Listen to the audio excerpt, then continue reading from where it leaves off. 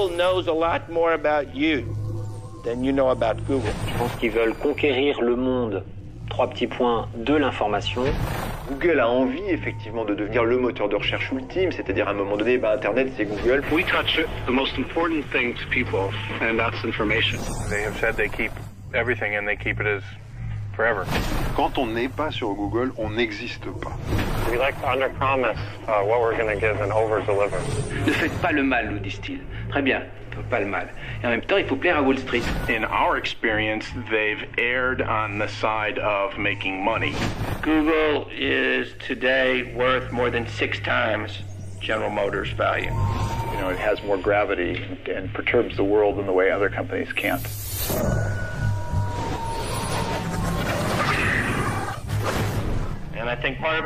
Je pense que le succès de Google vient en partie du fait que c'est gratuit, que ça marche. Et lorsque les gens l'utilisent, ils en deviennent accros et ils y retournent plusieurs fois par jour. New addiction has placed American college students at risk. But this addiction doesn't involve drugs or even alcohol.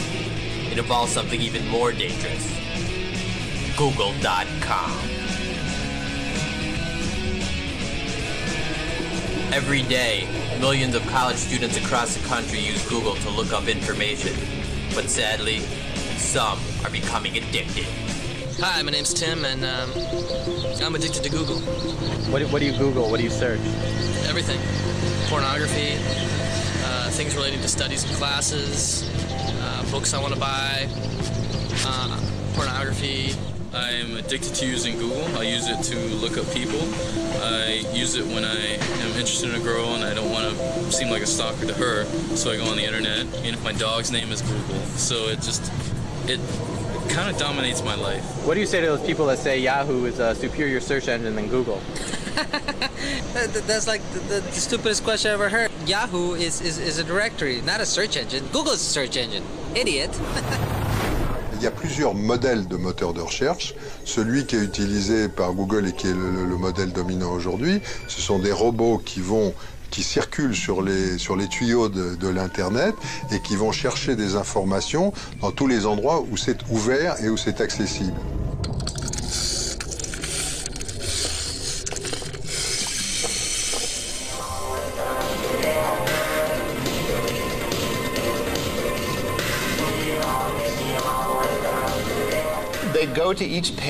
Ils vont sur chaque page, ils regardent chaque mot, ils les rapportent sur leur disque et ils indexent ainsi tous les mots de toutes les pages. Ils font ça en permanence pour toutes les pages du monde. Je vais vous donner un exemple. J'étais dans un bed and breakfast en même temps qu'une femme assez âgée qui m'a raconté comment elle avait découvert ce moteur de recherche génial nommé Google. Elle tapait le nom de ce qui restait dans son frigo, suivi du mot soupe, et elle obtenait une recette incluant ces ingrédients. Je crois que c'est l'exemple le plus terre-à-terre et le plus simple que j'ai rencontré. Listez ce que vous recherchez et laissez le moteur de recherche le trouver pour vous. Dans chaque site web, il y a plusieurs pages. Chacune des pages est, entre guillemets, pistée, traquée, et on calcule les liens qu'il y a entre 2 sites web. Et donc, ce calcul vous permet d'avoir la pertinence. On trouve en haut de la liste les pages les plus populaires, celles qui ont été le plus visitées, donc considérées par les gens comme étant les plus intéressantes. Et c'est le cœur de leur système. C'est ce qu'on appelle l'algorithme PageRank.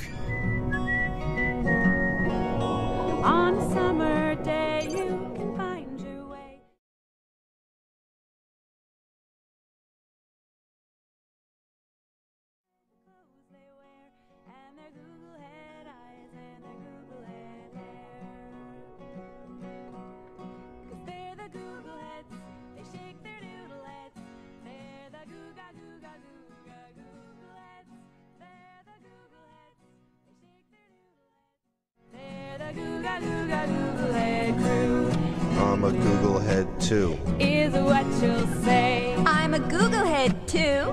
Is what you'll say. Il faut savoir que derrière l'algorithme de Google sont plusieurs dizaines de millions d'équations mathématiques qui vous donnent ce sentiment d'avoir des résultats, sentiment et aussi ce qui est vrai, des résultats très pertinents. This is in some sense, if you imagine like having a librarian that C'est un peu comme si un bibliothécaire allait dans toutes les bibliothèques, lisait tous les livres pour trouver les articles potentiellement reliés à la question que vous lui avez posée.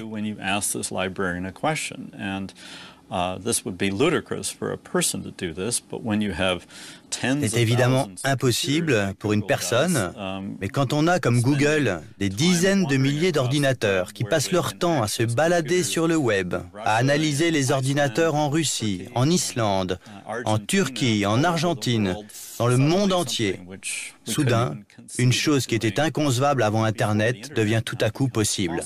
Il faut simplement beaucoup d'ordinateurs pour le faire correctement.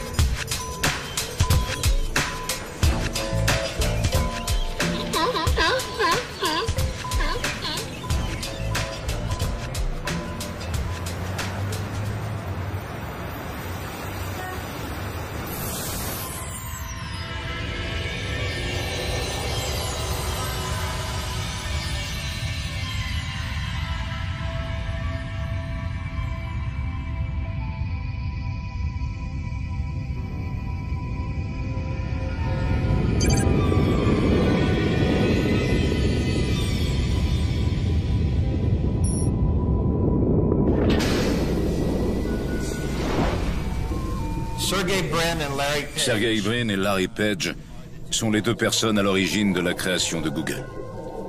Ils sont très jeunes et ils ont tout juste la trentaine. Ils sont tous les deux fils de professeurs d'université. Quand Sergey Brin et sa famille sont arrivés aux États-Unis en 1979, il avait 6 ans. Ils ont quitté la Russie pour fuir l'antisémitisme. Le père de Sergey est professeur de mathématiques à l'université du Maryland. Sa mère est réellement une spécialiste des fusées, à la NASA.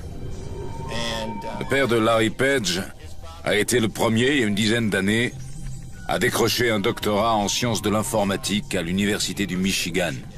Donc, ces gars ont grandi avec les mathématiques, les ordinateurs. Et on peut vraiment dire qu'ils sont la deuxième génération de l'informatique. Qu'est-ce qui les différencie culturellement des autres entreprises? Bien moi, je dirais c'est la tyrannie des algorithmes. Pour eux, tous les problèmes peuvent être résolus en trouvant le bon algorithme. Je crois qu'ils font partie de ce qu'on peut appeler les accros de l'informatique de la Silicon Valley. Ils aiment les mêmes choses, casse-tête, les défis, ce genre de choses.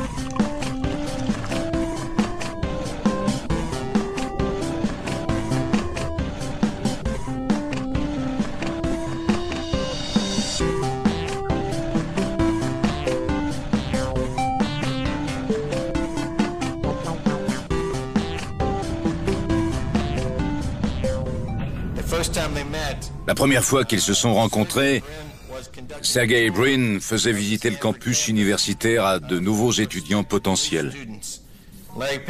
Larry Page se trouvait dans ce groupe et les deux ont commencé à parler et à se chamailler surtout devant tout le monde. Et les gens trouvaient étrange qu'ils puissent se disputer comme ça. Mais c'est avec cette mentalité qu'ils ont été élevés. Il faut provoquer et remettre en question.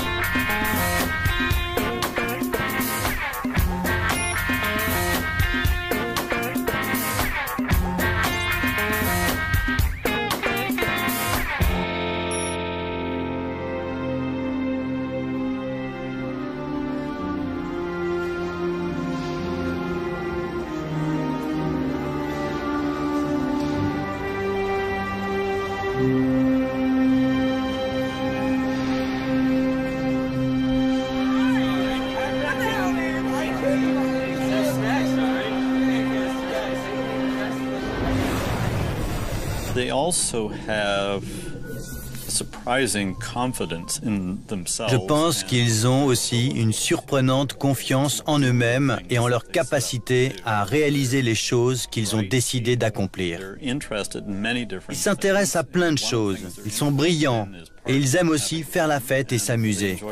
Ils aimaient faire du roller dans le campus de Stanford.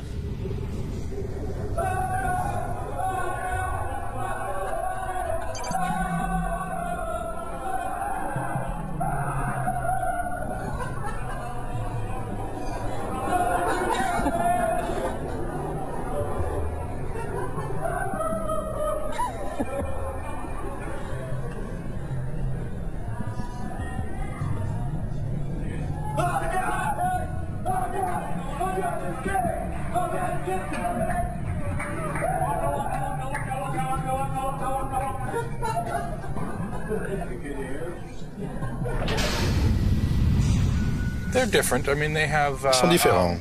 Je pense que Sergey est peut-être un peu plus espiègle. Larry Page est plus introverti. C'est quelqu'un qui réfléchit beaucoup. Il est plus calme.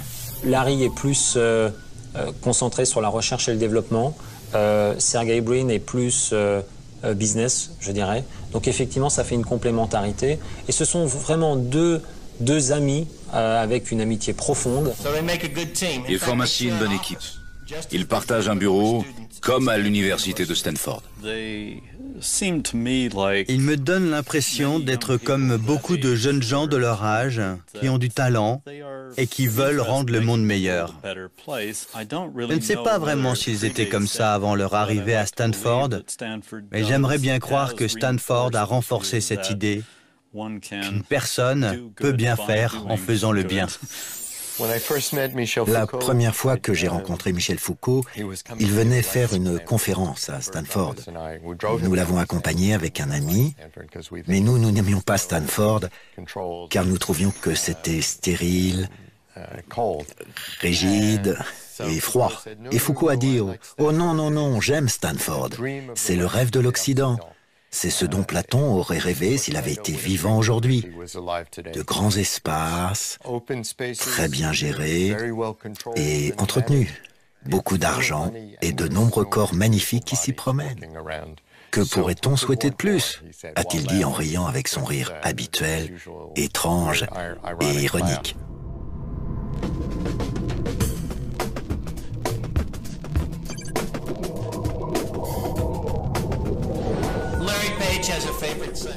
Larry Page a une expression favorite.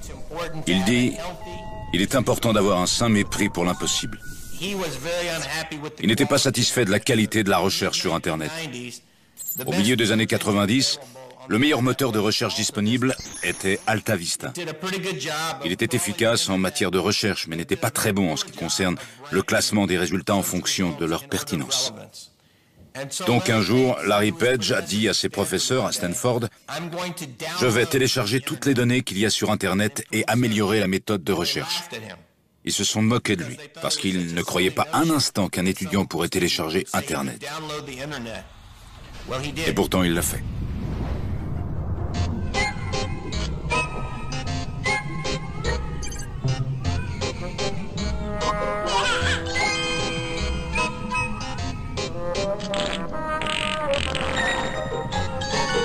If only life were as simple as navigating on ZipNet.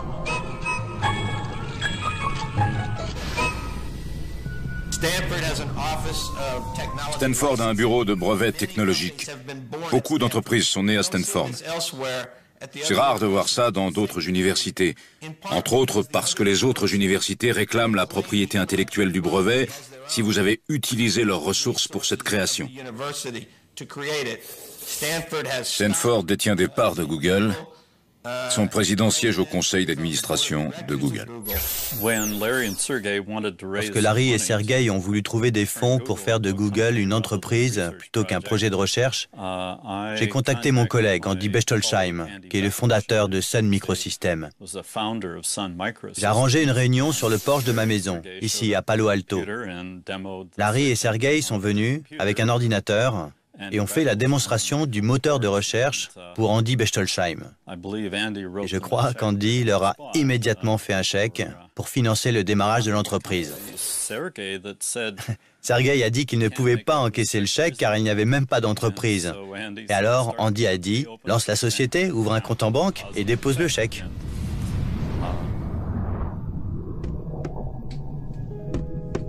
Rastafari is his name.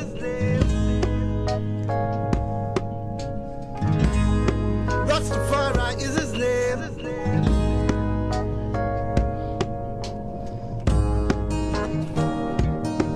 He's the rock of ages.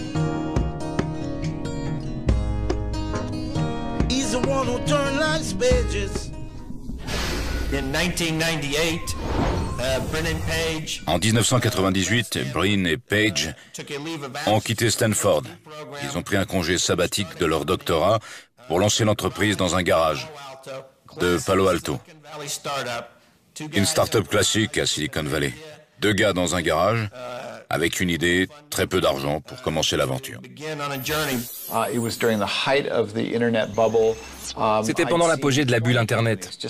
J'avais déjà vu une vingtaine de sociétés comme la leur. Rien n'indiquait qu'ils allaient décrocher le gros lot.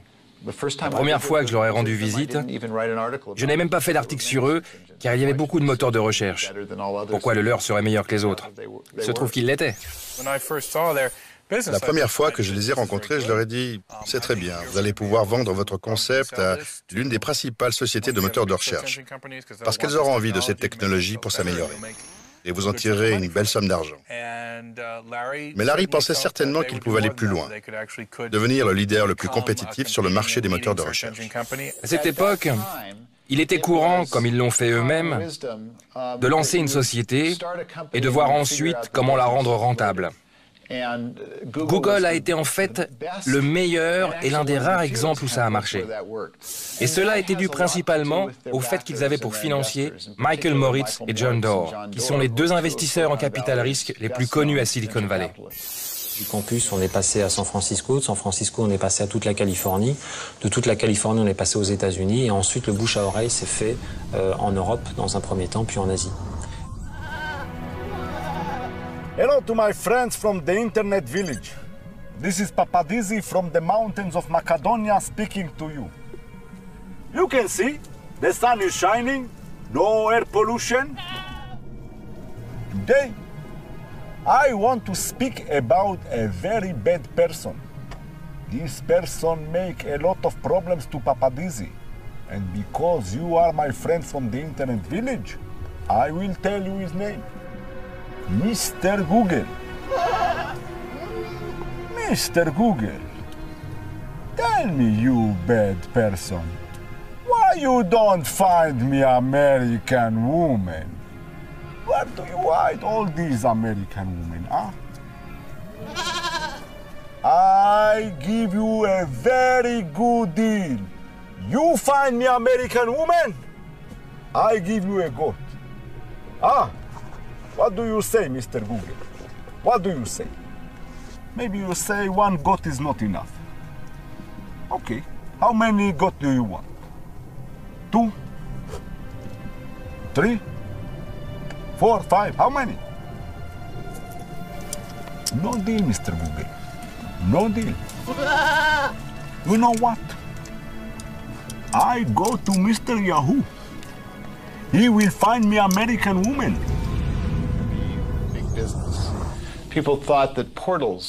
Tout le monde pensait que les portails et les innombrables services du web allaient devenir le gros business et que la recherche serait un service gratuit pour attirer les gens vers votre portail. Mais tout le monde se trompait.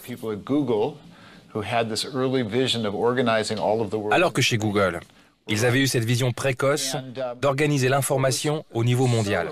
Et ils avaient raison. Ce qui est remarquable avec Google, c'est que dès le début, les gens se sont sentis à l'aise avec la simplicité de la page d'accueil. So, how's school going? Good. Good. Tell me a little bit about school. I paint.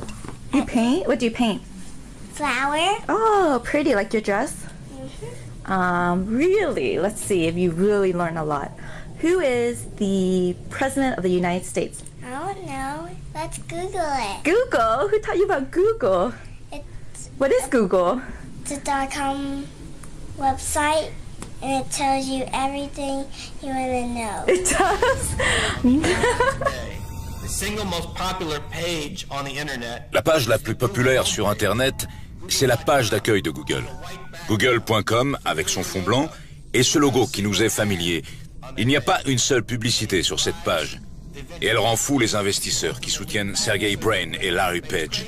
Ils disent, voilà, c'est la page d'accueil la plus populaire, la plus vue, et vous ne voulez pas y mettre de publicité. C'est parce qu'ils veulent que cette page se charge le plus rapidement possible. Leur but, c'est de laisser les utilisateurs trouver leur information aussi vite que possible et ensuite de leur proposer des publicités qui ne sont pas envahissantes et qui sont pertinentes par rapport à leurs recherches.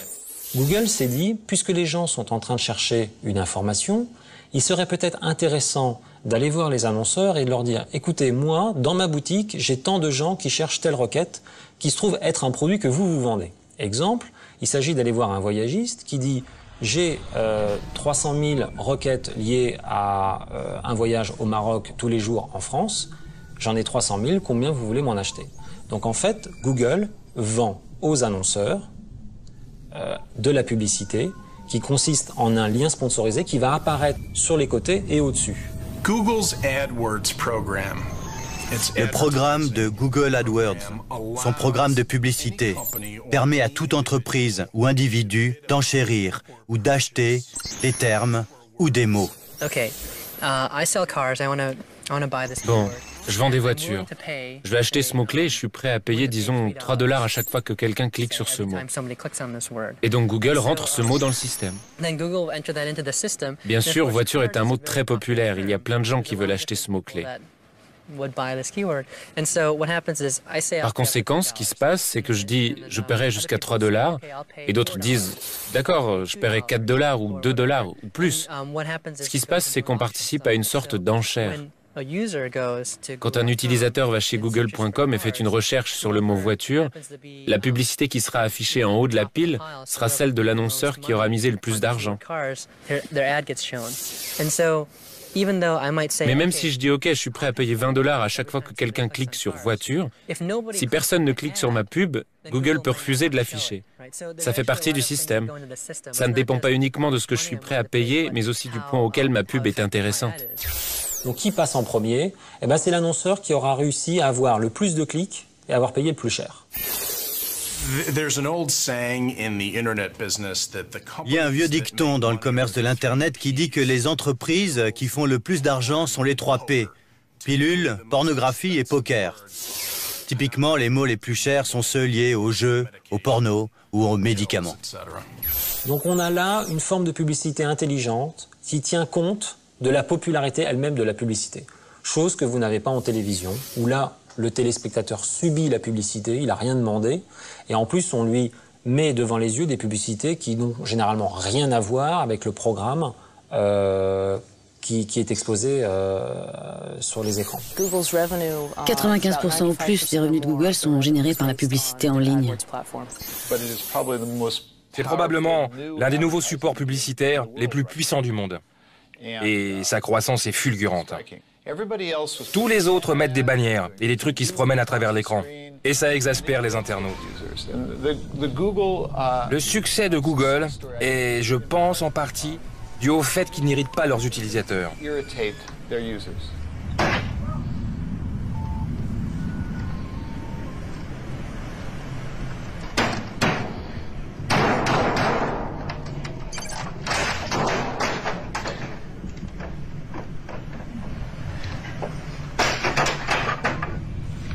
Le responsable financier de Google a dit une fois que la fraude au clic est la faiblesse de ce système.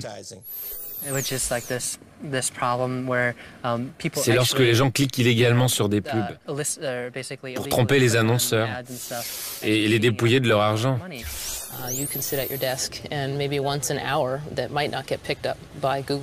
Vous pouvez rester à votre bureau et une seule fois par heure, pour éviter d'être pris par Google, vous cliquez sur les annonces de vos concurrents. Ça peut passer la barrière de leur filtrage. Et c'est la manière la plus simple d'effectuer la fraude au clic. Il existe aussi une manière plus compliquée qui consiste à programmer automatiquement les clics à travers le monde et de manière anonyme. Et c'est très difficile d'en trouver et l'origine et l'intention. S'ils ne font pas plus pour protéger les annonceurs contre les fraudes au clic, je pense qu'ils s'attireront non seulement des procès de la part des entreprises privées, mais aussi des enquêtes fédérales du gouvernement.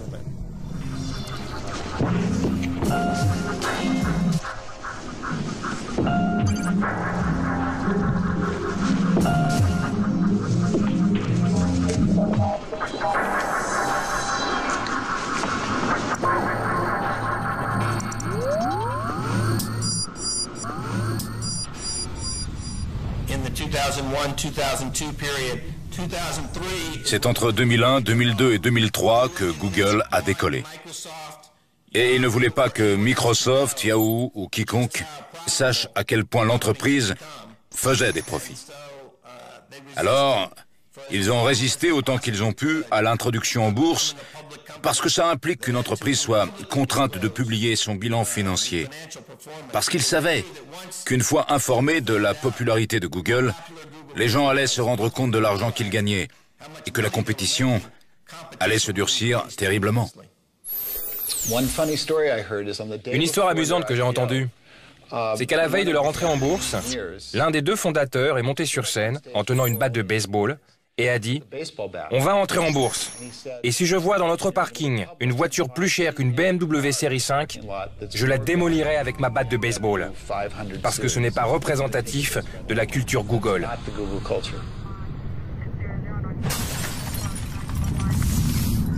Quand Google a été mis sur le marché, ils ont bravé un certain nombre d'usages établis par les grandes sociétés par action de Wall Street et les sociétés d'investissement qui pilotent les introductions en bourse.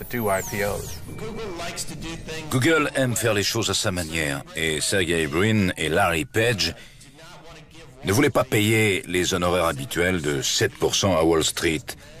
Et ils ne voulaient pas que Wall Street ait le pouvoir ou le contrôle sur ce qu'ils allaient pouvoir obtenir des actions. Et donc, Google a dit à Wall Street, nous ferons des enchères électroniques et les petits investisseurs comme les grands pourront tous enchérir. Google leur a dit qu'il paierait des honoraires d'un montant de 2% parce qu'il n'avait pas besoin de Wall Street, ce qui a rendu dingue les banques d'affaires. Finalement, l'entrée en bourse a mieux marché que quiconque ne l'aurait imaginé. Yes, yes, yes. Oh, that's great. That's great. Oh, man. What are you so happy for? Google just bought YouTube for over $1 billion.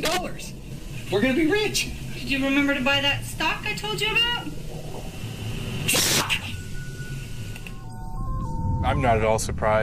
Je ne suis pas surpris qu'après avoir été dans le tumulte d'une entrée en bourse, au cœur de Wall Street et du commerce, il souhaite échapper à tout ça pendant un petit moment pour profiter de la vie dans une communauté alternative.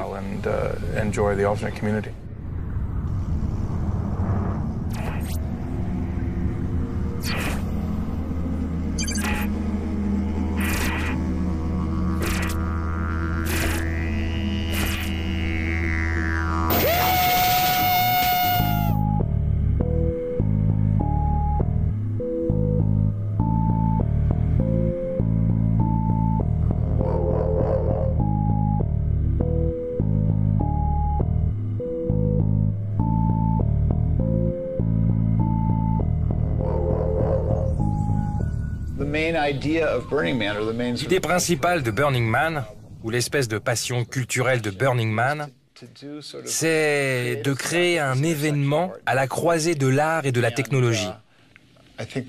Et je pense que ça, c'est très proche de l'âme des fondateurs de Google. Donc pour moi, ce n'est pas du tout surprenant qu'ils veuillent y aller la semaine suivant la réussite de leur introduction en bourse. Burning Man est un événement social intéressant qui a lieu dans le désert.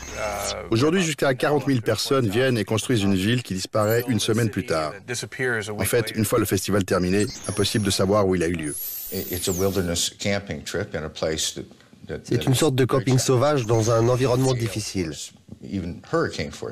avec des vents très forts et parfois même des cyclones. La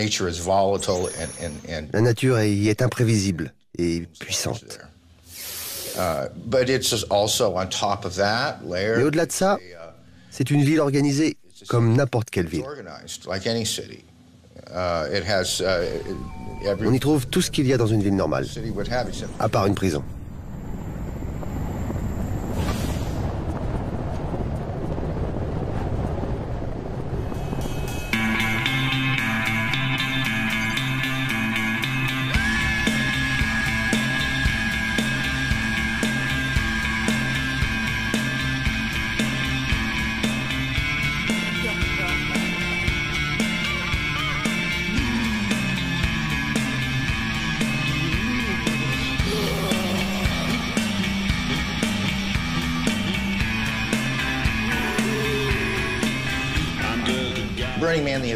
L'événement Burning Man, c'est un rassemblement de plusieurs milliers de personnes sans aucun échange commercial.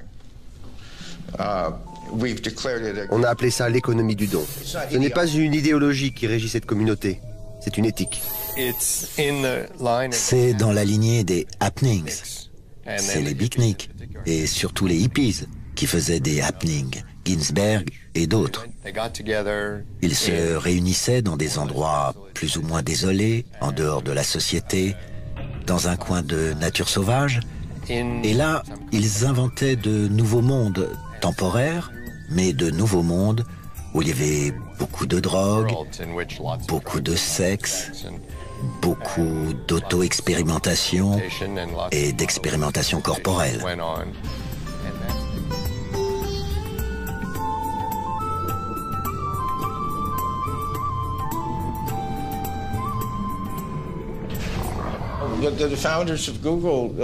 La première fois que les fondateurs de Google sont venus, ils se sont déshabillés et se sont peints le corps. Ils ont pigé tout de suite. Ils ont pigé tout de suite. C'est intéressant que ce soit les patrons qui soient venus. L'idée d'aller dans un territoire vierge, ouvert, pour créer des choses totalement nouvelles dont on ne connaît pas encore l'utilité, ne leur était pas étrangère. C'est la nature du business comme ils l'entendent. Et ils le comprennent très bien, je crois. Mon ami, le professeur Michel Foucault, avait une bonne formule, se déprendre de soi. Construire d'une part une personnalité flexible qui va changer, et d'autre part une personnalité qui explorerait ses limites intérieures. C'est quelque chose qui intéresse ce genre d'entreprise. Nous avons eu l'idée de concevoir un modèle 3D de toute notre cité qui serait si réaliste que ça en serait troublant. Alors nous sommes allés voir Google et nous leur avons expliqué ce que nous avions en tête. On pourrait tourner autour, voler par-dessus, se promener dedans. On est allé les voir et ça les a tout de suite excités. Il y a eu une première réunion où ils ont dit « On adore, on va s'y mettre ». Il n'y a pas eu de négociation financière. Ils étaient prêts à nous l'offrir. Ce n'est pas surprenant. Vous savez, je crois qu'ils ferment quasiment durant le rassemblement de Burning Man. On dit même que le fait d'être venu à Burning Man est pour eux un critère d'embauche. C'est plutôt intéressant. J'ai eu l'occasion de parler à une de leurs cadres et elle m'a dit « Vous savez, on aime juste faire des trucs qui nous plaisent, qui paraissent intéressants. Et on verra le côté financier plus tard. » Le danger serait que Google rachète Burning Man et en fasse son Disneyland personnel. Mais ça n'est pas le but. Pourquoi voudraient-ils le racheter? Ils veulent y apprendre, s'en servir, y participer, ils veulent y expérimenter. Donc c'est dans l'intérêt du capitalisme mondial avancé d'être proche. et même impliqués dans ce genre d'expérimentation. Mais s'ils contrôlaient ces endroits, ils les ruineraient et ils ne fonctionneraient plus comme ils le devraient.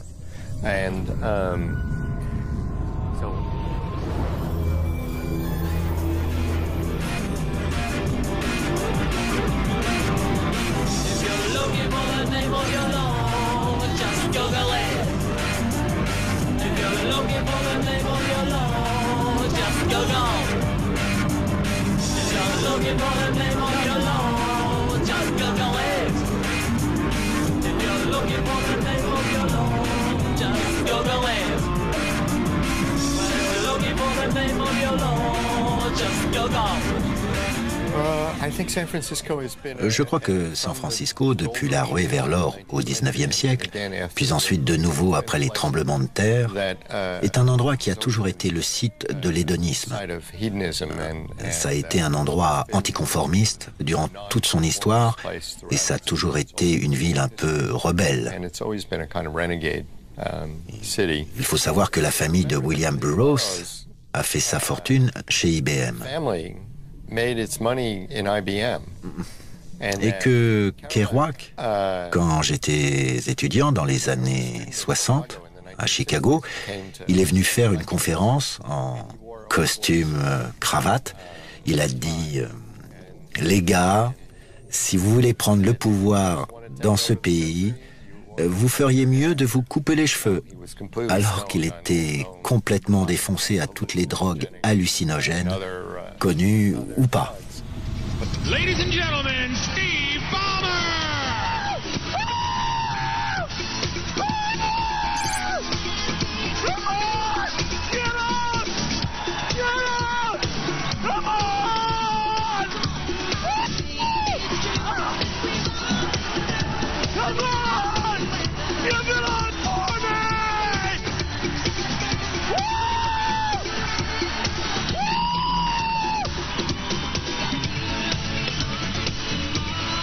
Come on!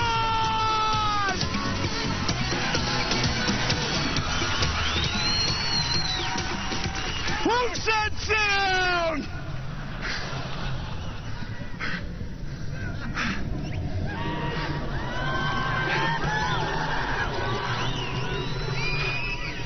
I have 4 words for you. I love this company. Yes!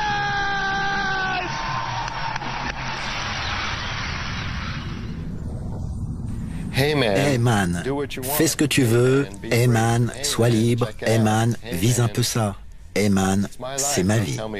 Ne me dis pas ce que je dois fumer, ne me dis pas avec qui je dois coucher. Donne-moi un boulot et je le ferai. Le reste ne te regarde pas. Et sans trop exagérer, cet esprit fait partie de l'énergie californienne, encore aujourd'hui.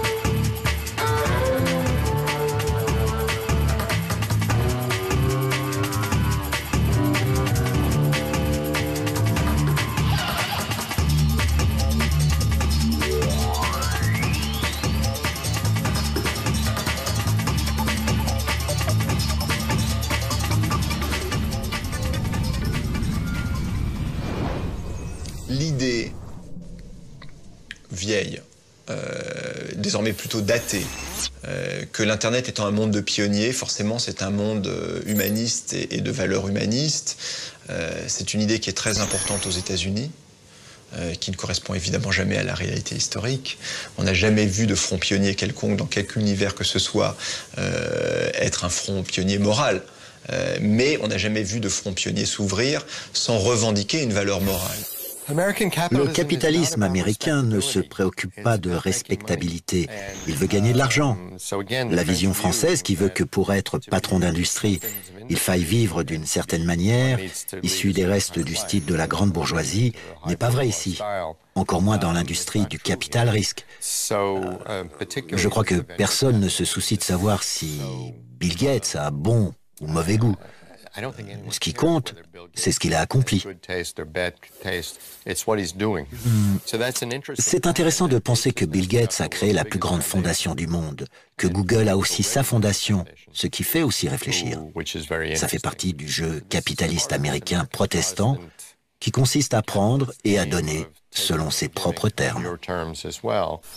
Chez beaucoup, aux États-Unis, une bonne conscience et un sentiment, encore une fois, que la prospérité matérielle, à quoi on atteint, est le signe, non seulement de son efficacité capitalistique, mais d'une certaine façon, de son mérite civique. Alors là, c'est pas nouveau, ça remonte à l'Antiquité. Google vient de créer une fondation à but lucratif. C'est inédit. Est-ce bien ou mal? Les gens ont diverses opinions là-dessus.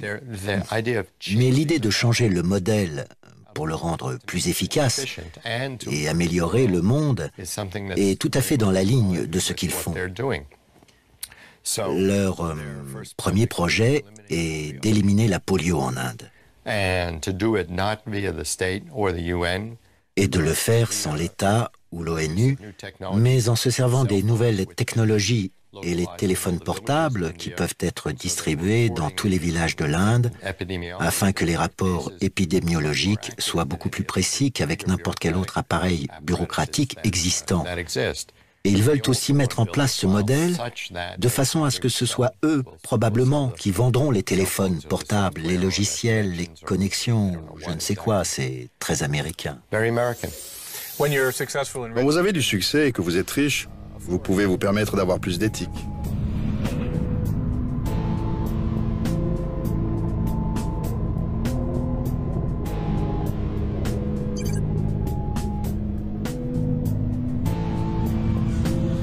Sergey Brin et Larry Page sont les jeunes hommes d'affaires les plus fortunés en Amérique aujourd'hui. Leur fortune personnelle se compte en dizaines de milliards de dollars. Donc ces gars valent une immense somme d'argent.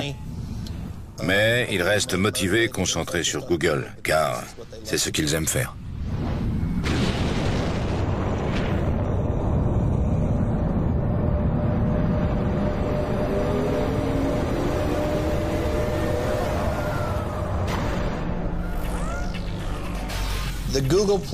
Googleplex est le siège social de Google et il est situé à Mountain View en Californie, à Silicon Valley. C'est comme un campus universitaire sous stéroïdes, je veux dire, c'est un endroit délirant.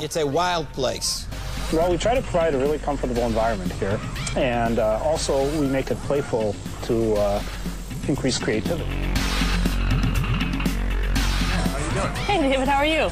Pretty good. What's up? Oh, not much, but we're making a movie. Oh, I'm sorry. I'll leave you alone. All right. See you at the Tech Talk. Yes. Hi, I'm Jen Fitzpatrick, and I'm an engineering director here at Google. La meilleure façon d'entretenir de la matière grise, il faut que la matière grise se sente à l'aise. En d'autres termes, on leur offre des conditions de travail qui sont absolument uniques, ne serait-ce qu'aux États-Unis. We have the on-site gourmet cafes. You're surrounded by very bright, very enthusiastic people, and things happen really quickly. The weather is great, the people are great. You've got San Francisco just 40 minutes away from Google. That I think Google is famous for.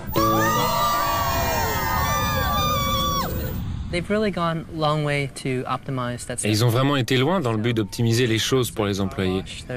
Donc il y a une station de lavage pour voiture, vous pouvez vous faire couper les cheveux sur place, vous n'avez pas à sortir pour aller chez le coiffeur. Je crois qu'il y a un médecin et si vous êtes souffrant, vous pouvez le consulter. Il y a une salle de gym, etc. Pour un employé, c'est très agréable. Vous pouvez vous débarrasser de toutes les contraintes de la vie de tous les jours sans avoir à courir ici ou là et vous pouvez vraiment vous concentrer pour faire un bon travail. Ils permettent même aux gens d'amener leurs chiens au travail, pas les chats. À Googleplex, il y a des machines à laver et des sèche-linges. En fait, ce qu'ils ont tenté de faire, c'est d'éliminer la distinction entre le travail et le jeu. Google a eu un incroyable impact sur la Silicon Valley, parce qu'ils ont réussi à recruter les meilleurs et les plus brillants.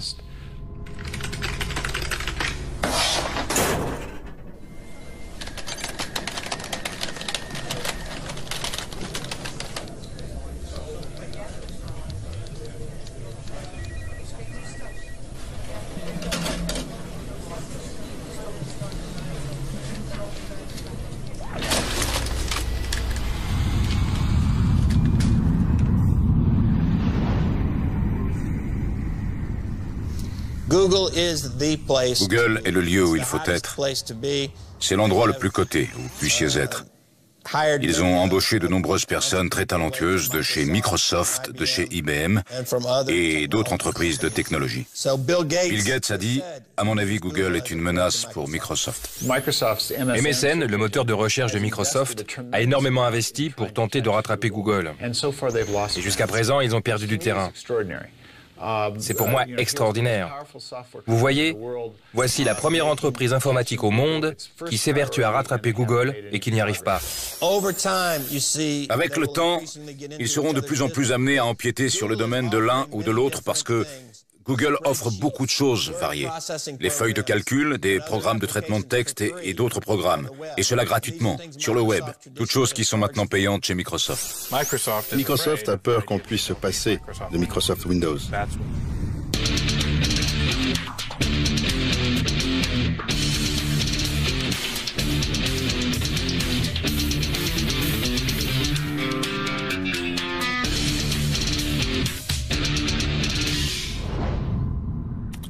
Bill Gates, par exemple, a été très clair et je suis sûr que les gens de Google sont très clairs là-dessus aussi. S'ils cessent d'évoluer, ils vont disparaître. Bill Gates a loupé l'Internet et tente de le rattraper depuis. Google les a pris par surprise, alors ils dépensent beaucoup d'argent pour tenter de savoir ce qu'ils peuvent faire pour survivre dans le monde de Google. Ce qui a tendance à inquiéter les acteurs sur Google, c'est finalement cet effet bulle financière qui s'est recréé autour de leur valorisation et qui leur donne justement les capacités d'investir, d'acheter YouTube ou d'acheter d'autres sociétés avec une valorisation complètement démente. Donc ça donne une idée du pouvoir de Google d'action dans une sphère économique. Mais malgré tout... Choose life, choose a job, choose a career, choose a family, choose a family. Google est présent dans plus de 100 pays et dans plus de 100 langues différentes. Google est la société qui atteint le plus gros chiffre d'affaires et plus rapidement que n'importe quelle autre société dans l'histoire des États-Unis. Je pense que Google sera encore plus grand que Microsoft ou IBM parce que la plateforme sur laquelle il repose, Internet, est plus grande.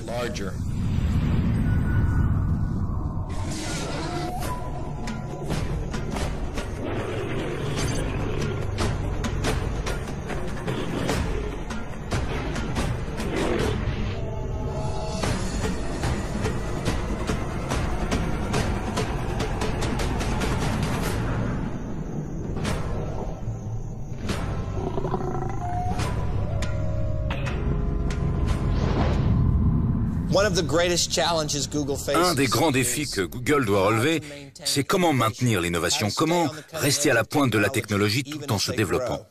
De toute façon, le plus important, c'est l'utilisateur, c'est pas la bourse. Focalisons-nous sur un produit qui va être apprécié par les utilisateurs. C'est notre premier client, ce sont nos utilisateurs. Ce n'est pas l'analyste à Wall Street. Google a proposé une quantité de nouveaux services, et ils disent toujours la même chose lorsqu'ils en lancent un. En tant que journaliste, quand je les appelle et qu'à la fin de la conversation, je leur demande « Quel bénéfice allez-vous en tirer ?» Ils disent « Oh, on n'y avait pas encore réfléchi à ça. » Et vous savez, s'il s'agissait d'une autre entreprise, on rirait. Mais il se trouve que Google détient le monopole. Par conséquent, il peut financer tous ces nouveaux services, et ce n'est pas important s'il ne gagne rien. En fait, ils lancent ces services dans le but de les expérimenter et ils y trouveront peut-être un bénéfice par la suite.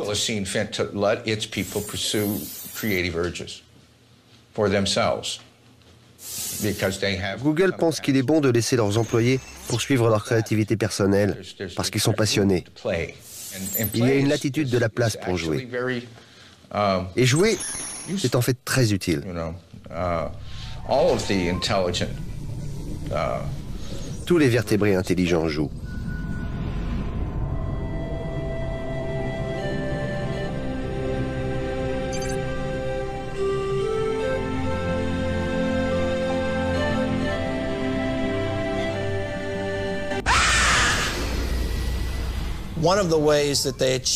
Une des manières pour eux de réussir l'innovation technologique, de garder la motivation et la loyauté des employés a été d'instaurer le 20% du temps.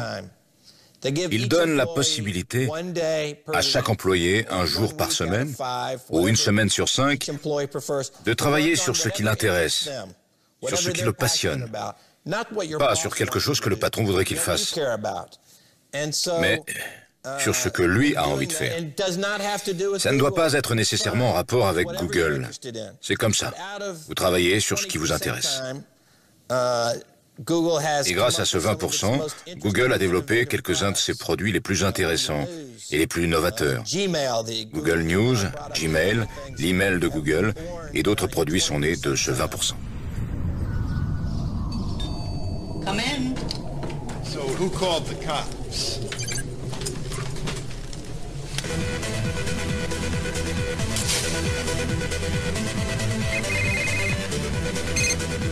Yeah, we're here.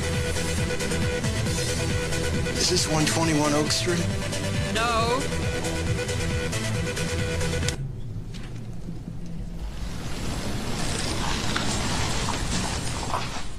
Well, I worked at Google for J'ai travaillé chez Google seulement 2 semaines. Et ce qui s'est passé, c'est que pour aller chez Google, j'ai démissionné de chez Microsoft. Je suis arrivé chez Google et j'ai commencé à écrire un blog dès le premier jour. Et je suppose que fort de mon expérience chez Microsoft, c'était quelque chose de normal. Alors lorsque j'ai commencé mon blog, j'ai blogué sur des choses personnelles et sur mon travail chez Google. Et donc j'ai blogué assez ouvertement, mais sans exposer de secrets. La moitié des employés pensaient « Mon Dieu, que fait ce type? Il est fou !» Et l'autre moitié des gens qui travaillaient chez Google m'envoyaient des emails privés en disant « J'adore ce que vous faites. Il était temps que quelqu'un révèle au monde que nous sommes humains aussi, que nous sommes des gens réels. » Et ce que je n'avais pas réalisé à cette époque, qui était une erreur de ma part, c'est que Google a une culture très différente de Microsoft. Google est très secret. Et donc ils sont venus me voir en me disant « C'est intéressant, mais que se passe-t-il ici ?» Et donc on en a parlé. Et à l'époque, vous savez, ils étaient inquiets, mais ils ont dit « Ok, vous pouvez continuer à tenir votre blog. C'est cool, mais assurez-vous de ne pas évoquer des questions délicates, comme les choses confidentielles ou des trucs financiers, etc. » Donc j'ai dit « D'accord, c'est super. » Et j'ai continué, et 2 jours après, c'est-à-dire la fin des 2 semaines, ils m'ont convoqué en me disant que j'étais licencié. C'était choquant.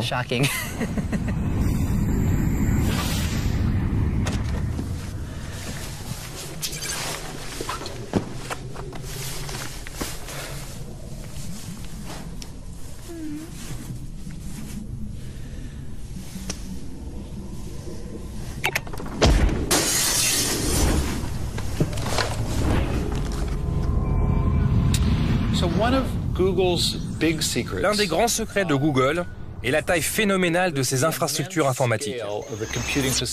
Quel que soit le trafic qu'il y ait sur leur réseau, ils continuent à être très réactifs. Pour cela, ils ont créé une infrastructure informatique unique. Ils ont construit le plus grand ordinateur au monde, constitué de beaucoup de microprocesseurs. Je devine qu'ils disposent de 450 000 ordinateurs qui se trouveraient peut-être dans 10 à 20 centres informatiques un peu partout dans le monde.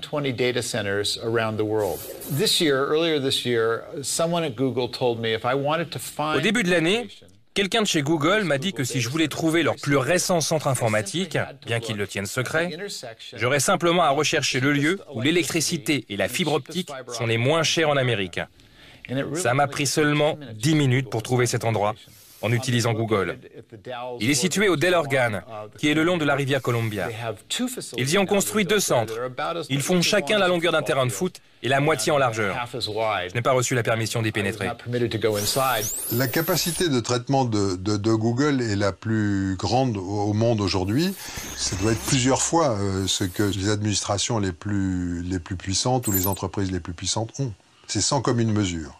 Ils sont sur une autre planète dans ce domaine-là. Toute entreprise visant à combattre ou à rentrer en compétition avec Google doit savoir qu'il lui faudra des milliards de dollars et des années avant d'arriver à cette infrastructure. Donc, il faut être plus intelligent parce qu'on ne pourra pas être aussi dispersé et aussi puissant en termes de serveurs, d'ordinateurs et de tuyaux relais. Google a décidé dès le début que ce serait un avantage d'avoir plus de puissance de calcul que ses concurrents. Et aussi, ils croyaient que s'ils pouvaient cacher ce fait, ils auraient un avantage encore plus grand. Google a une attitude vis-à-vis de la presse assez paradoxale, c'est-à-dire que d'un côté, ils adorent qu'on raconte leur aventure, leur légende ou leur mythologie. Quant à la réalité des projets tels qu'ils les mènent à bien, là, c'est totalement secret, quoi. What's the next big new thing? Oh, if we knew that, we wouldn't be able to tell you.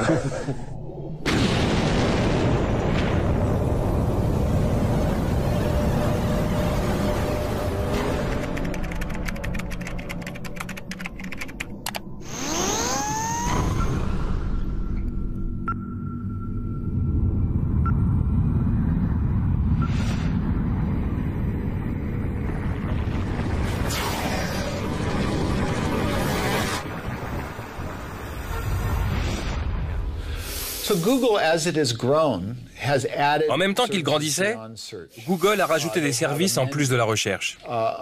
Ils ont un menu avec peut-être 30 services populaires ou plus, des services qui sont populaires à des degrés variés. Ils ont un organiseur, ils ont un service d'email, ils ont un service pour l'achat des cartes de crédit, ils ont un service vidéo. Ils sont vraiment un fournisseur de services très variés et n'offrent pas uniquement la fonction de recherche. Les divers services n'ont pas eu autant de succès que Google Search. Mais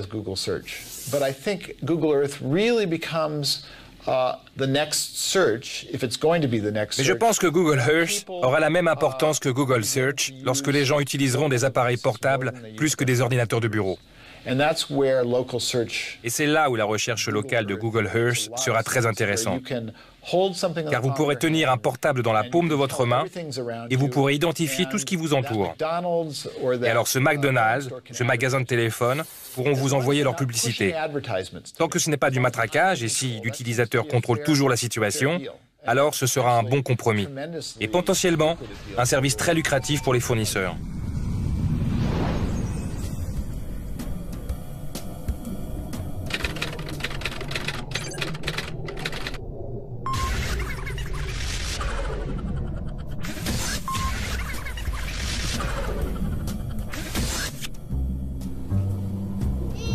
Oh, you know, Google, enough is enough.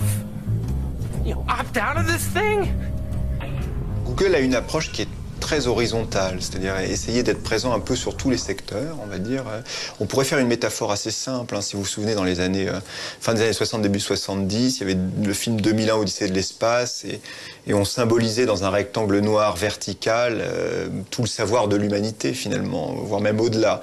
Et Google, paradoxalement, c'est un rectangle blanc horizontal qui aujourd'hui veut couvrir tout, et tous les champs. Et donc ce moteur de recherche essaye d'être actif dans tous les champs, y compris celui de l'information. Le paradoxe avec l'information, c'est le suivant, c'est que Google News pour Google, c'est une petite chose. Pour le monde de l'information, c'est une révolution. On sait qu'aux États-Unis, dans la classe d'âge 15-30 ans à peu près, 44-45% des gens vont tous les jours s'informer sur Internet et moins de 20% lisent un journal. Donc là, tout d'un coup, dans cette génération qui va continuer à grandir et à vieillir, l'habitude est bien clairement prise d'aller préférentiellement sur Internet plutôt que d'avoir un rapport au papier ou un rapport aux médias dits classiques. Sur les États-Unis, je crois qu'ils ils recensent 4500 sources d'informations et toutes les 10 minutes, ils changent la une, ils sélectionnent les informations les plus récentes, les informations les plus importantes. Il n'y a pas d'intervention des individus de Google, c'est fait par des algorithmes et donc il suffit d'aller à Google News pour avoir une vision de ce qui est en train de se passer. Il y a des gens, parmi les plus jeunes, qui considèrent qu'il est plus facile de faire confiance à une formule mathématique qu'à des êtres humains.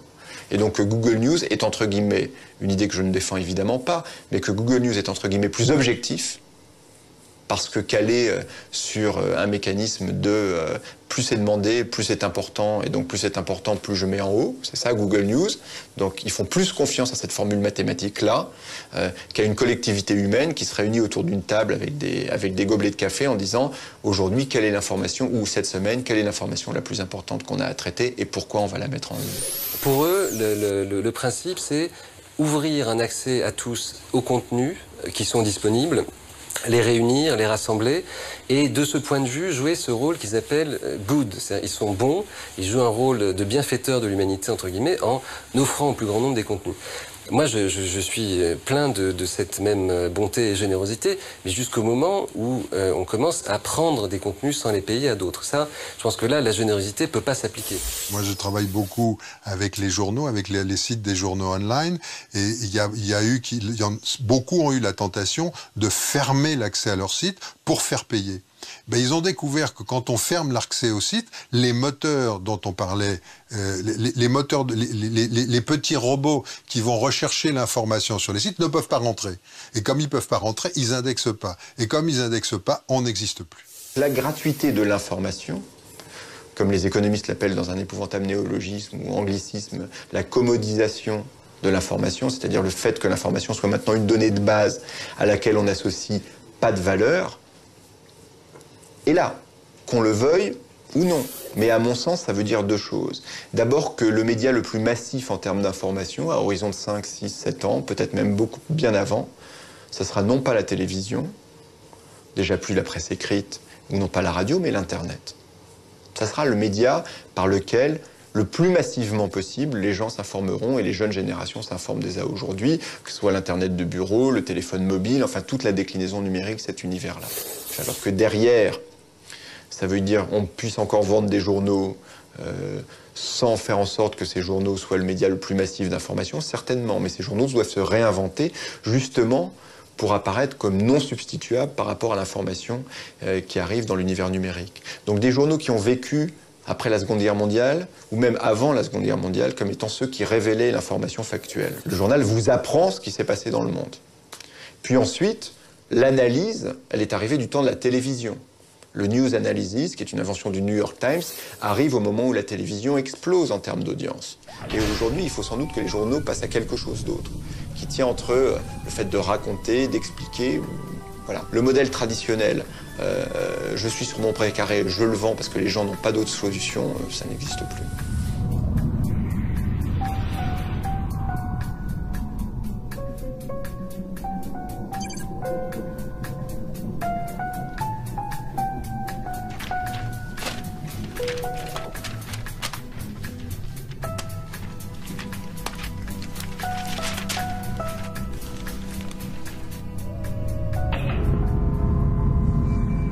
Un des programmes les plus ambitieux de Google aujourd'hui consiste à numériser les livres provenant de bibliothèques.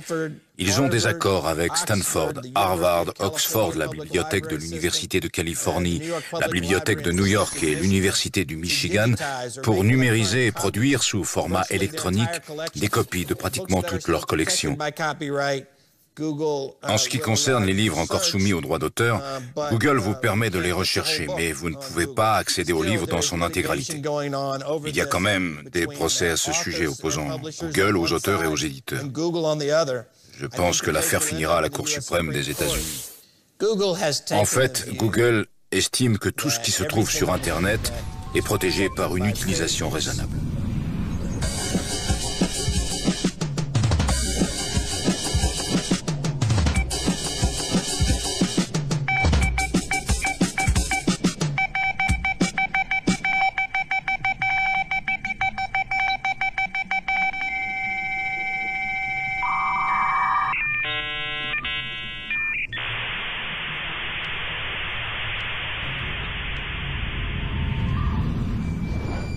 Google a eu un comportement vraiment très surprenant, et j'emploie une litote, quand ils ont décidé qu'ils allaient numériser des livres sous droit, des livres qui sont encore possédés par les éditeurs représentant les auteurs, et qu'ils les mettraient en ligne sans avoir l'autorisation. En s'adressant aux éditeurs, en leur disant « Évidemment, si vous êtes assez sot pour ne pas voir que vous avez grand intérêt à ce que ces livres soient en ligne, alors vous pourrez demander qu'on les retire. » C'est quand même un comble. C'est qu'un comble, c'est tout simplement une sorte de contrefaçon. La digitalisation des livres et la mise à la disposition des gens du monde entier de toutes les connaissances qui sont jusqu'à maintenant réservées aux élites, aux gens des pays développés ou aux gens qui font des études dans les pays développés. Dear François Mitterrand, ce cher François Mitterrand a construit des opéras et des musées et a transformé la Bibliothèque nationale. Mais la France n'a qu'une seule grande bibliothèque où l'on n'entre qu'avec des autorisations. Les États-Unis ont peut-être une centaine de grandes bibliothèques, et même ça, c'est limité. Ceci donne la possibilité à tous ceux qui savent lire et écrire d'avoir accès à une vaste quantité de ressources et de connaissances, ce qui était impensable avant. Ça a changé l'accès à la connaissance de façon qualitative et ça menace les vieilles institutions. Ça les rend perméables au profit et au capitalisme. Mais je pense que ce serait un tort de dire qu'il n'y a pas de côté positif et bénéfique aussi. J'ai une discussion sur mon blog Transnet là-dessus avec un Vietnamien ou quelqu'un d'origine vietnamienne, un Algérien ou quelqu'un d'origine algérienne, je n'avais pas le moyen de le savoir, mais ils sont extrêmement intéressés par le fait qu'on puisse accéder à tous les livres d'études, à tous les livres de classe, à tous les textes fondamentaux de la culture universelle, si le mot existe, et donc qu'on puisse le télécharger depuis une petite ville d'Asie, une petite ville d'Afrique, une école, etc. Je n'ai pas envie de confier à une entreprise qui soit une entreprise exclusivement capitaliste ce qui doit être le capital de l'humanité tout entière. Nous existons depuis Charles V ou François Ier. Et nous nous soucions, bien sûr, de nous assurer que, quelles que soient les évolutions technologiques, et vous savez à quel point tout ça bouge vite, vos petits-enfants et les miens, et bien au-delà, nos descendants, puissent être sûrs d'accéder à ces merveilles. Il y a un choc des cultures qui est important, puisque Google va pouvoir monétiser des auteurs français qui sont aujourd'hui libres de droit. Effectivement, quand on voit un livre de Maupassant à l'université de Stanford aux États-Unis qui a été scanné, puisqu'il est libre de droit finalement, qu'il a été scanné et mis sur les ordinateurs de Google et donc ensuite accessible partout dans le monde en tapant une requête pouvant aller chercher un mot qui est dans ce livre, effectivement, Google va être aussi sur le livre. Simplement, nous, Européens, on réagit parce que c'est un auteur français, parce que ça fait partie de notre culture, et ce qui nous embête beaucoup, c'est que c'est libre de droit et que Google peut demain en tirer des revenus. Un éditeur anglais, m'a raconté que, cherchant le livre de Dickens, vous savez, Les Grandes Espérances, Great Expectations, un des joyaux de la littérature britannique, a eu la surprise de voir à droite une publicité pour une entreprise qui organise des mariages entre des âmes esseulées. les grandes espérances, grandes espérances. Et aussi, il a trouvé le poème de Eliot, autre exemple qui est évidemment frappant, et que je livre à votre méditation, qui s'appelle Wasteland, le terrain perdu, la terre lointaine et perdue. Et à droite, il y avait une publicité pour un marchand de corbeilles à papier et de boîtes à ordures. Alors ça fait tout de même réfléchir. Tout peut être numérisé et donc tout peut être monétisé. Et effectivement, Google a encore des marges de progression dans l'augmentation de son chiffre d'affaires et donc de sa valorisation boursière.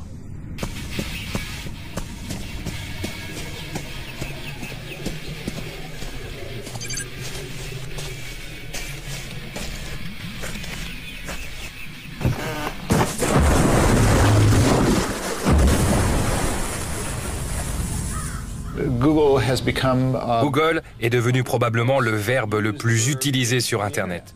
Vous googlez quelqu'un. Effectivement, to Google someone, c'est tout simplement taper le nom d'une personne dans le moteur de recherche et de voir ce qu'il en retourne. Les gens ne sortent plus pour un rendez-vous galant sans avoir auparavant pianoté le nom de la personne. Vous googlez les gens à tout moment, vous ne faites pas affaire sans avoir d'abord googlé cette personne. It's just a basic fact, I really can't take it back. I used to have a crush on you, though I was just a boy. One thing I know for sure, baby, you were my favorite girl. But if I really think it through, I was your only fool from third grade to high school. So it may be a little weird after all these years, I might wonder what it is you do. I Google you, do you Google me? Where can you be, sweet Natalie? I Google you, do you Google me? Where can you be, sweet Natalie?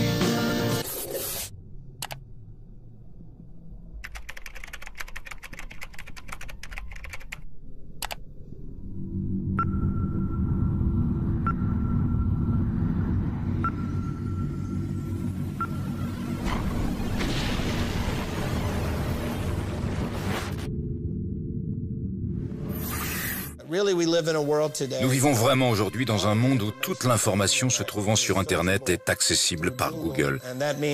Ça veut dire que les gens peuvent trouver votre numéro de téléphone, votre adresse et dans beaucoup de cas, voir à quoi vous ressemblez et tout le reste. Donc c'est une invasion de votre vie privée qui résulte de la possibilité de rendre toutes vos informations vous concernant disponibles aux masses. Dis-moi, qu'est-ce que tu cherches et je te dirai à quoi tu penses.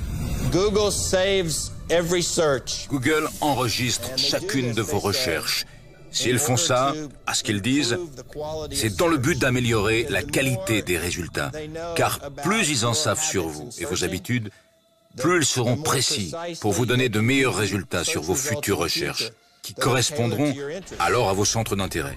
Mais le côté obscur de tout ça, c'est qu'il y a quand même un grand danger potentiel pour la vie privée du fait de la conservation de ces données. Je vais vous donner un exemple personnel. À chaque fois que le médecin me prescrit un médicament, je me renseigne sur ce médicament. Je tape le nom sur un moteur de recherche. Donc ça enregistre mon histoire médicale, chose que presque tout le monde souhaite garder confidentielle. Malheureusement, non seulement elle est gardée en mémoire sur le moteur de recherche, mais également sur chaque site consulté. Les moteurs de recherche constituent, par conséquent, le cœur du problème.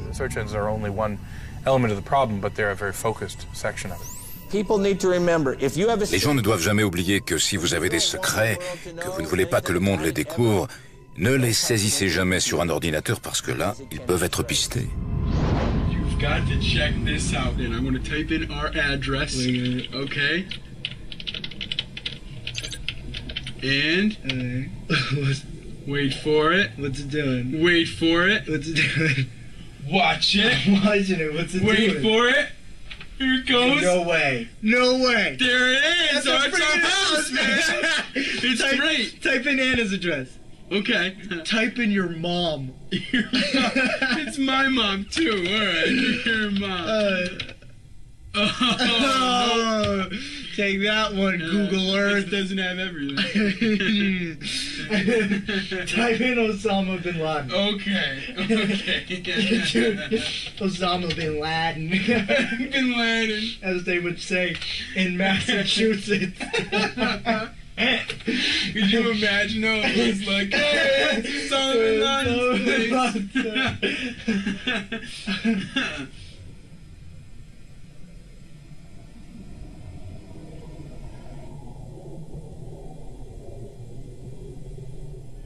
Should we tell somebody about this? No, dude.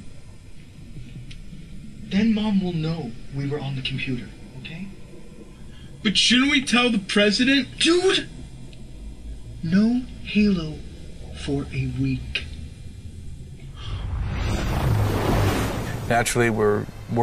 Naturellement, ce sont les services gouvernementaux et policiers qui nous inquiètent. Mais il faut aussi se méfier de chaque avocat, à chaque procès. Ça va, comme je le disais, du divorce au conflit de voisinage ou de droit commercial. Ces dossiers peuvent se retourner contre les gens de façon inattendue. Ils ont la technologie pour être Big Brother, mais la finalité n'est pas politique. La finalité, elle est simplement commerciale. Google assure qu'aucun être humain ne regarde vos emails. Il s'agit uniquement de logiciels qui les scannent pour en extraire les meilleures idées publicitaires. Mais ils sont soumis à des pressions terribles pour protéger les informations. Parce que, comme nous le savons tous, les criminels, les hackers, ont réussi à extraire des informations d'ordinateurs qui sont en théorie les mieux protégées. Aujourd'hui, à l'heure de l'Internet, tout est information. La météo, c'est de l'information, un blog, c'est de l'information, un courrier électronique, c'est de l'information, une photo, une vidéo, c'est de l'information. Et à partir du moment où Google va mettre tout ça sur ses serveurs et analyser ce que font les internautes avec, effectivement, on peut en avoir une vision assez machiavélique.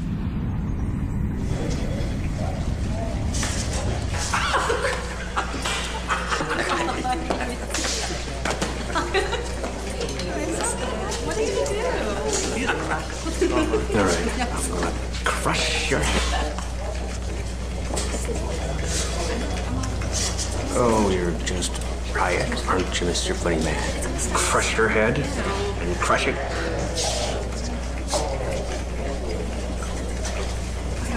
Yeah, you like your head in a vice? Well, I'll crush it.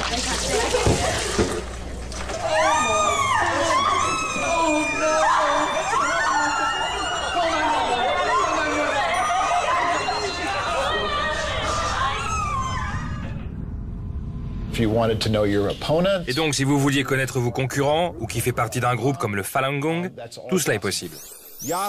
Yahoo a pénétré la Chine, Microsoft a pénétré la Chine, avec des outils qui pouvaient permettre d'identifier les individus.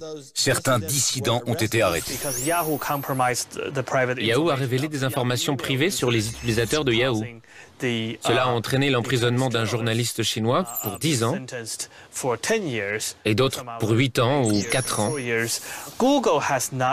Google n'a pas été confronté à ce problème pour l'instant. La raison en est que Google n'a pas de service de email ou d'hébergement de blog en Chine. Donc la même question se pose. Si ce n'est pas maintenant, ce sera certainement dans un futur proche que Google devra réfléchir sur ce qu'ils devront faire pour protéger la confidentialité de leurs utilisateurs. Sergey Brin m'a dit qu'il n'était pas certain que ce soit une bonne chose qu'il soit entré en Chine et céder à la censure. We're still disagree with the premise. We actually are not censoring. In fact, our search is the only search engine I know of, the only major one that operating in China, where we do know no filtering. It is, however, censored by the Chinese firewall itself, which where they're able to take out certain searches at the border, and there's nothing we can do. Il y a eu beaucoup de débats au sein de l'entreprise. J'ai parlé avec des salariés qui m'ont dit qu'ils avaient eu des réunions orageuses. Une grande partie du personnel pensait que la société prenait la mauvaise décision en allant en Chine. Mais ils ont pénétré le marché chinois parce que c'est une économie en pleine croissance. Et ne pas faire partie du second plus grand marché n'a pas beaucoup de sens si vous êtes une entreprise qui recherche le profit. Mais malheureusement, le résultat final ne diffère pas tellement des autres sociétés.com, telles que Yahoo et Microsoft. Ils ont dû se censurer, entrer dans le cadre de ce que le gouvernement chinois permet comme information en ligne. Je pense que Google a franchi la ligne quand ils sont devenus l'instrument de l'oppression en Chine, quand ce sont eux qui appliquent la censure.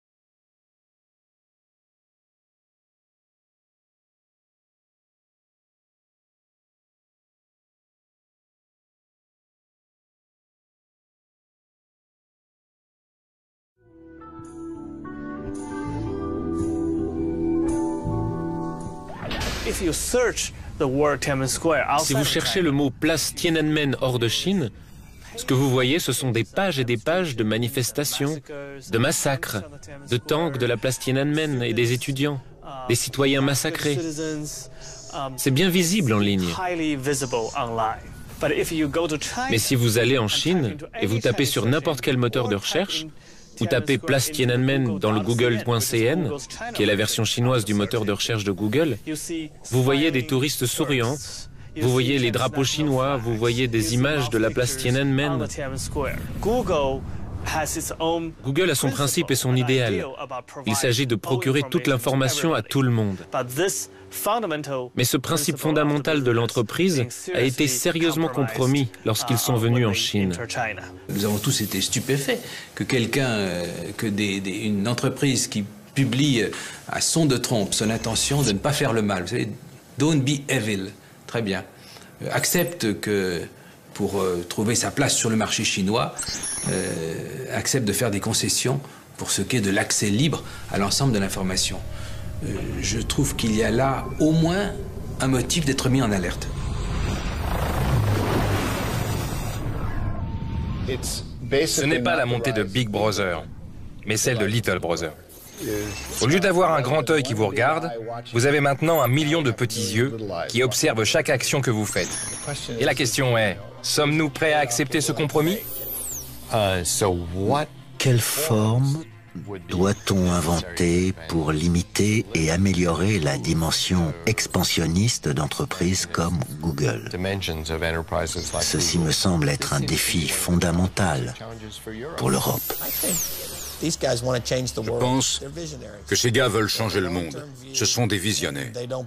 Ils ont une vision à long terme et ils croient qu'il n'y a rien qui puisse les arrêter. Si la plus grande ambition de Larry Page est d'abattre les murs des bibliothèques, celle de Sergey Brin est de permettre aux gens d'accéder à leur code génétique sur Google afin que chacun d'entre nous puisse un jour être capable de googler ses propres gènes. Il se trouve que le moteur de recherche serait parfait pour compulser le génome humain. En fait, quelqu'un pourrait demander en mariage une autre personne qui, avant de lui donner une réponse, dirait « Je t'apprécie, je t'aime, mais avant de me décider, j'aimerais googler tes gènes pour voir dans quoi je m'engage. » Les fondateurs de Google sont véritablement intéressés par quelques idées délirantes. Par exemple, ils ont parlé de la possibilité d'avoir un ascenseur spatial qui serait un moyen plus rationnel pour transporter les gens et du matériel dans l'espace.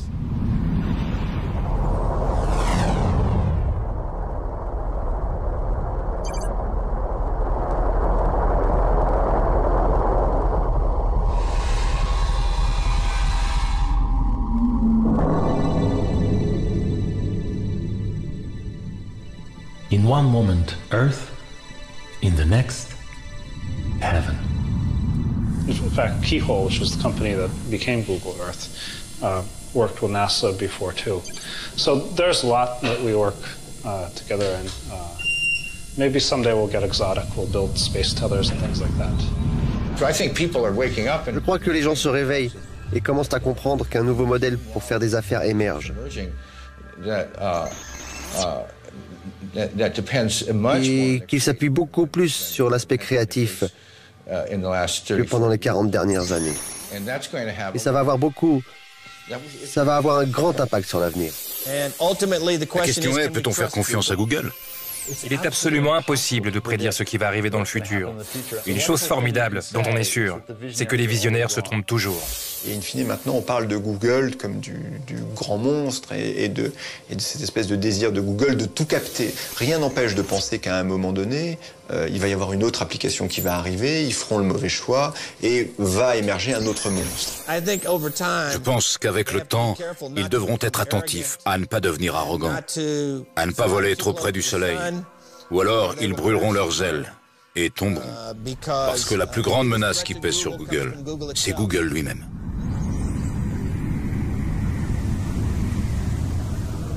I remember I was a spotty nerd, alone in my room, facing my computer, wondering how to index the entire world, how to find pills, poker, and pornography. No girlfriend, no friends, no party. But one day I find a way. Pay drink and sponsor links, lot of cash and money. Buy me a big Boeing with a real nice tune. Dancing with Burning Man, yeah, follow me if you can. I'm a god inside the space.